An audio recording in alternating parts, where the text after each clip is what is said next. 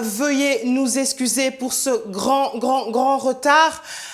C'est la première et la dernière fois que ça arrive. Nous avons eu un petit souci pour arriver ici, mais Dieu nous a permis d'être là.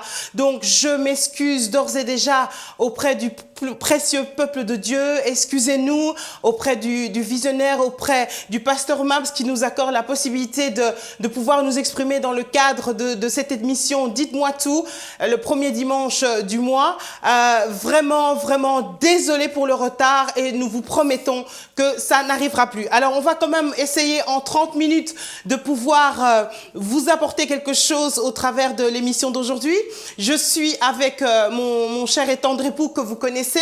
Nous avons fait l'émission le mois passé et nous avons promis que cette fois-ci encore, nous allons essayer de parler afin de pouvoir apporter quelque chose à quelqu'un. Aujourd'hui, nous allons parler de ensemble pour la vie.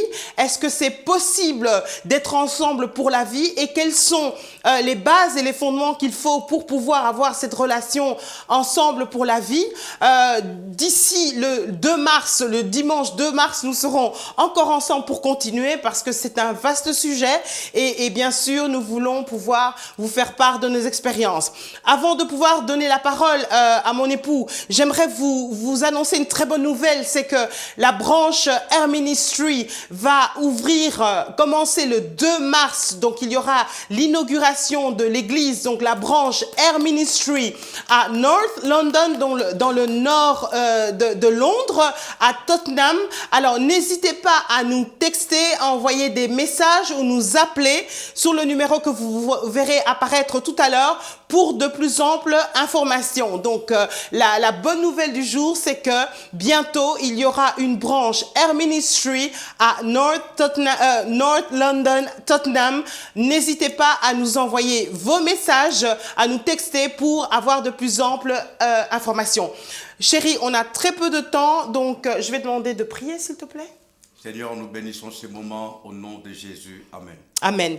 Alors, la dernière fois, tu nous as parlé de l'importance du retour à la maison, qu'il est important à un moment donné de revenir à nous-mêmes et de revenir à Dieu, parce que c'est en revenant à Dieu qu'on peut avoir une vie heureuse, une vie épanouie. Alors, la question nous a été posée à un moment donné. Tu as parlé tu as fait un peu le parallélisme dans la vie de couple, la vie entre un homme et une femme, parce que tout commence dans la maison, tout commence dans la famille. Si la famille n'est pas épanouie, si la famille n'est pas heureuse, si le couple n'est pas épanoui, la société n'est pas épanouie, l'église n'est pas épanouie. Alors, ensemble pour la vie, on a des chiffres, un couple sur 3, je dirais même un couple sur 2,5 chrétiens se séparent. Un couple et demi sur 2, selon les statistiques, excusez-moi, un couple sur 3 chrétiens se séparent. Et parfois, ils ne sont pas séparés, ils vivent dans la même maison, mais malheureusement, il n'y a plus rien qui se passe. Alors, selon toi, d'abord, pourquoi on en arrive là, à des statistiques comme ça, encore une fois, je répète, dans le milieu chrétien? Merci beaucoup, Julie. Je bénis le Seigneur. Présente-toi rapidement aussi. Oui, je bénis le Seigneur et je présente encore nos excuses pour le retard. Amen. Vous avez une ville très grande, nous nous sommes perdus dans le bouchon. Voilà, je suis là, non pas pour enseigner. Je ne prétends pas, en tout cas mon épouse et moi, nous ne prétendons pas, et j'espère que c'est le cas pour toi, nous ne prétendrons jamais avoir les réponses pour le mariage. Mais nous sommes là ensemble pour réfléchir. Nous avons 15 ans de vie commune, nous avons 5 enfants, et vous savez, pour être sincère avec vous, nous avons humainement eu plus de bas que de hauts. Humainement, je dis, nous avons eu plus de bas que de hauts. Mais si nous sommes là, et j'ai déjà commencé ma réflexion, si nous sommes encore là, donne-moi ta main s'il te plaît, si nous sommes encore là, et si le Seigneur nous permet d'être là devant vous, avec tout le respect que nous vous devons, afin de discuter, afin de parler ensemble, c'est simplement parce qu'à un moment donné, je crois, il y a eu un calcul qui a été fait avant de nous lancer dans l'histoire. Quelqu'un devrait dire Amen. Amen. Je vais aller rapidement dans la parole du Seigneur, faute de temps. Je suis dans le livre de Luc. Je vais lire juste un petit verset. Comme vous le savez, un tout petit verset dans le 14e chapitre du livre de Luc. Je lirai le verset 25e.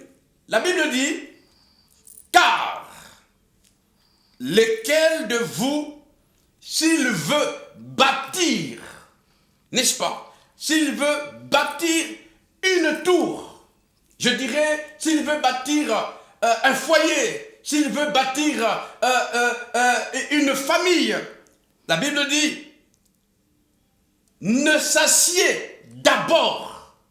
Quelqu'un devrait dire avec moi, s'asseoir d'abord. S'asseoir d'abord.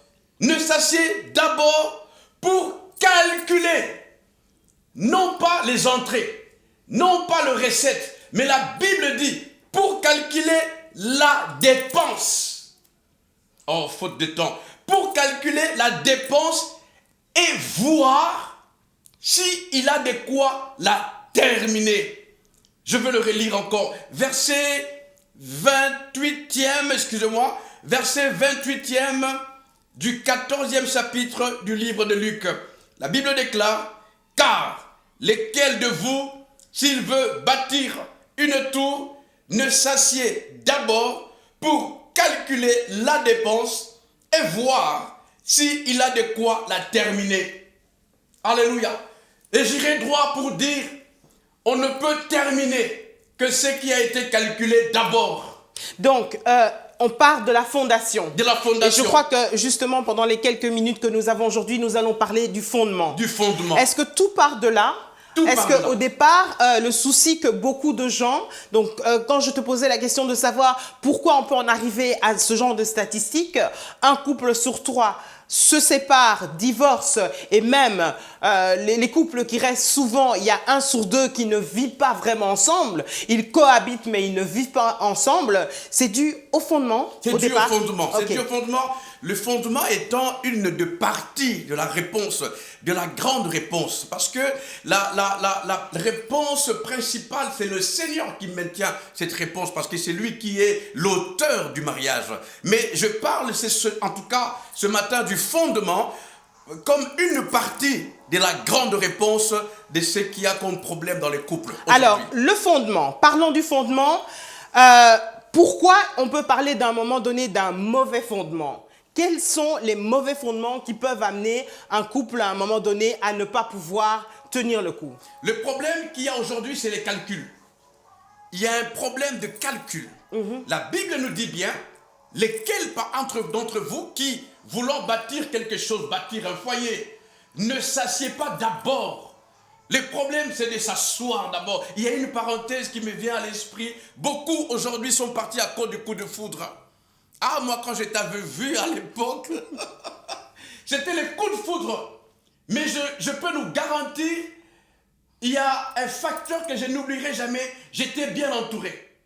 Malgré la beauté de Julie, malgré sa taille, malgré tout ce qu'elle pouvait être extérieurement, il y avait quelques amis à l'époque à Bruxelles qui m'entouraient et m'ont dit, non, assieds-toi d'abord, réfléchis. Calcule les pour et les contre. Beaucoup aujourd'hui ne voient plus la beauté qu'ils avaient vue il y a 15 ans. Beaucoup aujourd'hui, comme la femme a pris du poids, excusez-moi, cet exemple. Et le mari aussi. Et le mari aussi. Ne voient plus le jeune homme de l'époque et c'est fini. Et il y a, je crois qu'il y a des enfants qui nous suivent et pour ne pas aller dans d'autres exemples. Il y en a qui aujourd'hui, l'endurance de l'homme a fait défaut. Parce que le même qui, il y a quelques années, pouvait tenir assez longtemps, aujourd'hui, vous voyez de quoi je parle, n'arrive plus, ça crée un problème. Et c'est là que, pépérologiquement, nous disons, il est de notre intérêt de nous asseoir et de calculer toutes ces choses. Alléluia. Est-ce que le problème aussi, c'est pas que tout ce dont tu es en train de parler maintenant est tellement tabou qu'en fait, on n'en parle pas. Dans le milieu de l'église, on n'en parle pas, on ne parle pas de l'intimité, on ne parle pas des critères justement qui sont importants lorsqu'on choisit son conjoint et dans le fondement des choses dont il faut parler, qu'il faut aborder et qu'il faut savoir. Exactement. Est-ce que c'est pas un problème? Exactement, oui. C'est un grand problème. C'est là où je dis, tout fait partie du calcul. Et je me permets, avec tout le respect que je nous dois, à nous tous étant couple, si parmi nous, il y a quelqu'un qui voulait divorcer, qui voulait se séparer, quelle que soit la raison, je te prie de t'asseoir d'abord. Assieds-toi avant d'envisager ou avant de valider la pensée qu'il y a en toi. Je suis de ceux, et je m'aimerais le dire, si cela choque quelqu'un, je suis désolé, mais je suis de ceux qui prêchent les non-divorces. Il y a moyen de tenir, il y a moyen de changer les choses, mais simplement nous asseoir. Nous asseoir. Le fondement, revenons parce que le fondement, bien sûr, dont tu parles avant tout, c'est la parole de Dieu. Tout à fait. Tu viens de parler de la parole de Dieu. Encore une fois, donc tu as expliqué que souvent, les fondements sont mauvais, on ne s'est pas assis lorsqu'on a commencé. Alors, maintenant, quelles sont les choses qu'il faut faire pour des personnes qui, par exemple, sont fiancées, pour des personnes qui sont en passe de se séparer et qui se décident, OK, on veut quand même s'asseoir. Pour revenir au fondement dans la parole, qu'est-ce qu'il faut faire? Tu peux nous expliquer ça en quelques mots? Je te laisse parler. C'est pourquoi je suis venu, je suis là pour ça. Je voudrais te dire d'abord que c'est possible. Et j'aimerais, quel que soit l'état dans lequel tu es, quelles que soient les difficultés, les choses que tu vis que je ne connais peut-être pas, mais je voudrais que tu saches que c'est possible.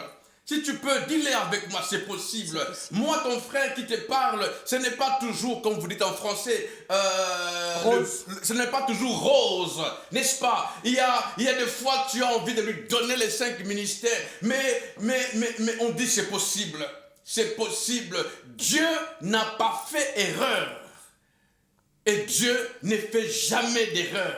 Alors, pour ceux qui se disent justement, j'ai fait erreur, je me suis trompé.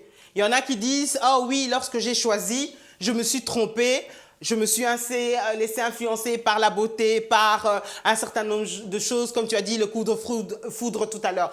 Pour ceux qui nous regardent aujourd'hui et qui se disent, j'ai fait erreur, qu'est-ce que tu aimerais leur dire? Je commencerai par une pensée qui me vient. La Bible déclare, celui qui met la main à la charrue et qui regarde derrière n'est pas digne. Alléluia. Celui qui a commencé quelque chose avec Dieu. Et laisse-moi te dire, pourquoi est-ce que je prêche les non-divorces, quel que soit le problème? C'est parce que, sûrement, souviens-toi, on t'avait dit, non, ce n'est pas l'homme de ta vie. On te l'avait sûrement dit. Mais tu avais pris ces gens-là pour des jaloux.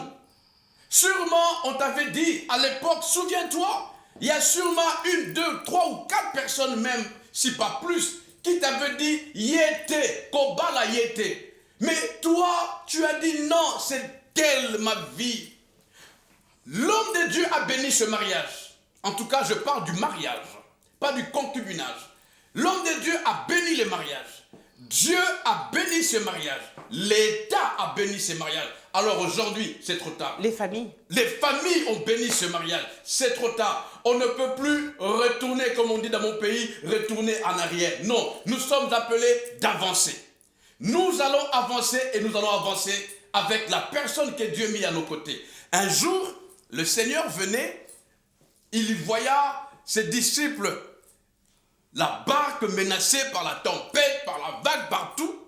Le Seigneur pouvait dire, ok, nous changeons de barque. Il était possible, il est Dieu. Il a dit non, nous restons dans la même barque et nous arriverons à l'autre bord avec le même barque. Nous arriverons à bord. Nous resterons dans la même famille, avec la même femme, quel que soit son caractère. J'ai toujours dit ceci. Dieu a déposé en moi, votre bien-aimé Pépé, Dieu a déposé les capacités nécessaires pour supporter les colères, les tensions de ma femme. Vous savez, pendant que nous venions, c'est une femme qui est tellement vraie. Pendant que nous venions, le GPS, cette dame du GPS là, elle nous a amenés à gauche et à droite. Elle était mal, ma femme. Elle pensait au pasteur Max. Elle pensait à la grâce que le pasteur Max nous a fait. Elle pensait à vous. Elle se disait, mais comment arriver 30 minutes en retard? C'est une personne qui est vraie. Et je lui disais même ça avant l'émission. Elle avait mal. Et dans ce mal, elle réagissait bizarrement. Et j'étais calme là au volant. Calme. Je pouvais me fâcher. J'ai dit, mais est-ce que tu es... Au fait, c'est pour dire ceci. Ce qu'il nous faut,